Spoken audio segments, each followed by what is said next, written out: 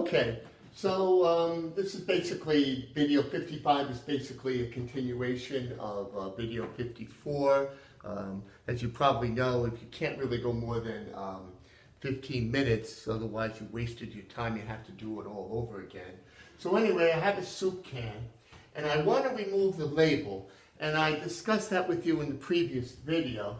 And so if I slice it here with a knife or razor cut or something like that, I'm going to get a rectangular figure here. And the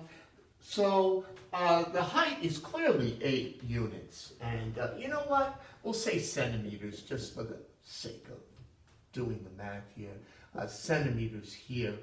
And so there we go. And the radius is 3 centimeters. And the height is 8 centimeters. And then the question becomes, well, what's the length of this rectangle? Well, think about it. I'm just peeling along the side over here, so it's 2 pi r. It's the circumference. So it's going to be the circumference times the height. And that will give you the lateral surface area of a can, where I'm not counting the top and the bottom, which of course is just the metal. And what is r? R is 3 in this particular case. So when I rewrite it, since length times width equals area, the surface area is going to be 8 times 6 pi, which equals 48 pi centimeters. And then we just plug in our pi button to get it to 100th or a 10th, well, whatever we need there. Okay? And I do want to make a little comment on the last video. Again, I have my some sort of fixed object, and I cut it in a diagonal manner, and the new figure that's formed is an ellipse. I spelled that wrong. It's E-L-L-I-P-S-E. Okay, I had spelled that wrong. Don't like making mistakes like that. And so there we see the basic ideas of what's going on here. Okay, so I won't even bother doing that for you, plugging in the pi button. But they'd ask you to round it to a 10th or a 100th or whatever, and then you'd have the lateral surface area. And so while I'm here, I'll give you another problem like this, and see if you can do it all on your own. There we go. There's another soup can. And I'm given that the height is 6.5 centimeters. And the diameter is 7. And I'll give you a second to do that, and I'll come back and solve it with my calculator.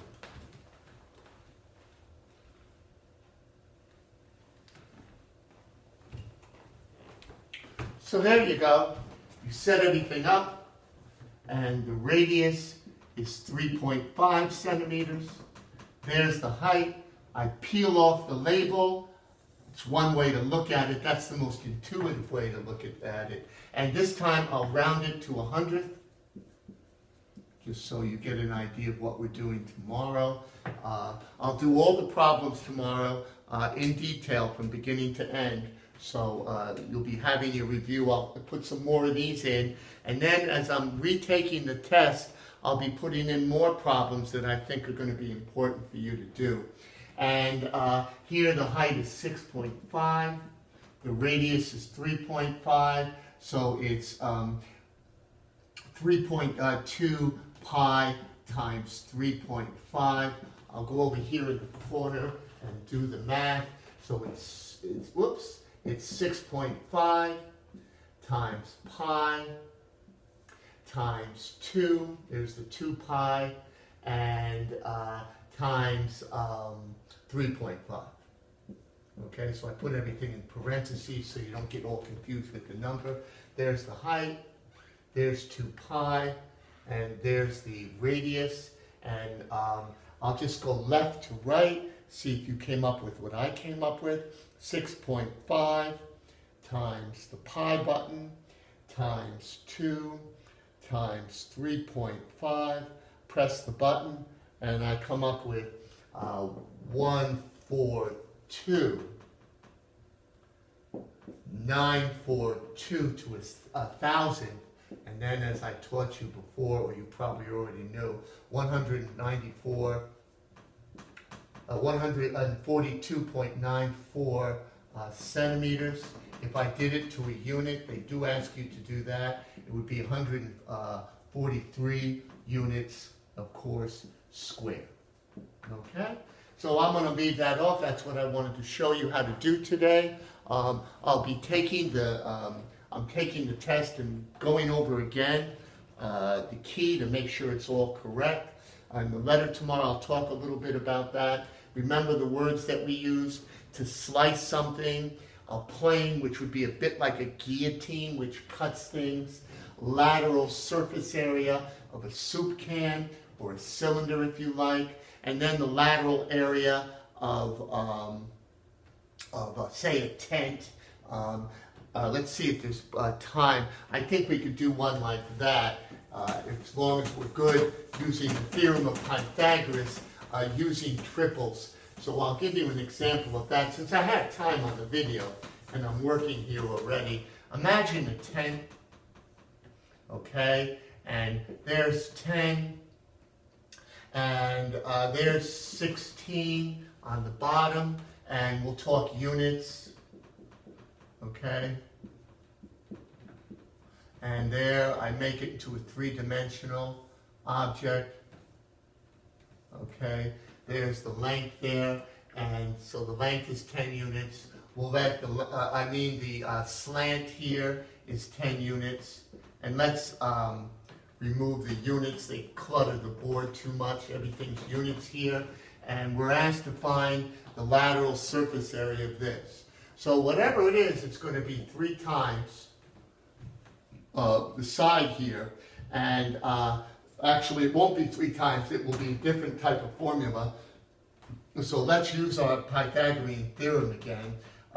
Since half of this is 8, that means this is 8 and this is 6. So I have the height of the triangle. So it's 1/2 times 6 times 16. And half of 16 is 8. So the surface area of the triangle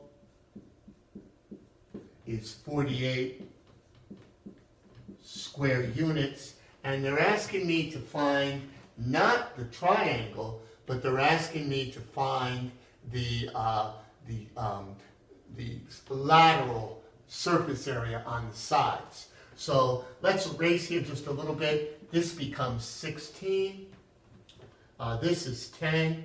So it's 10 times 20 plus 10 times 20. Those are the flaps there. And then 16 times 20. Okay, you don't need a calculator here, and you get 20, 200 plus 200, and since 10 times 60 is 160, double that, you get 320, and when I add everybody together, easy problem. I'm doing only easy ones today, as you can see.